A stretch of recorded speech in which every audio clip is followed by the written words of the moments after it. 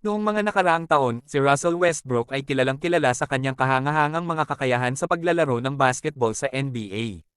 Ngunit hindi lamang sa kanyang laro siya kilala, kundi pati na rin sa mga nakakatawang pangyayari na naganap sa loob at labas ng basketball court. Sa isang laro nila laban sa Denver Nuggets, nangyari ang isang kahangahangang insidente na talaga namang nagpakita ng kanyang katatawanan. Westbrook ang bola papunta sa kanyang teammate na si Steven Adams. Ngunit sa halip na makarating, mabuti na lang ay hindi nasaktan ang referee at nagpatuloy ang laro.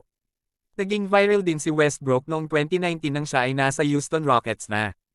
Sa isang laban nila laban sa Toronto Raptors, nagkaroon siya ng isang malaking blooper. Habang siya ay nasa labas ng court at nag-aabang ng pagkakataon na makapasok sa loob, biglang nagkagulo ang mga players na naglalaro. Natuwa si Westbrook at nag-attempt siyang sumali sa kaguluhan kahit hindi pa siya papasok sa court.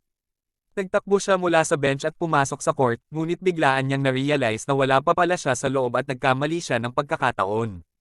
Tumawa siya ng malakas at nagbalik siya sa bench. Sa loob at labas ng court, si Westbrook ay kilalang malikhain at palakaibigan. Nagkaroon din siya ng mga nakakatawang interaksyon sa mga fans sa audience. Sa isang laro, isang batang lalaki ang sumigaw sa kanya na, "You're trash." Bilang isang trash talk, sa halip na ma-offend, nagtawa lang si Westbrook at sinabing, "You're gonna have to do better than that, young man."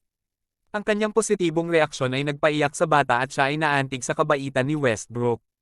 Sa kabuuan, ang mga nakakatawang pangyayari na ito ay nagpapakita ng kanyang pagkamalikhain, positibong pananaw, at kahandaan na makiisa sa mga tao. Hindi lamang isang world-class athlete si Russell Westbrook, ngunit isa rin siyang tao.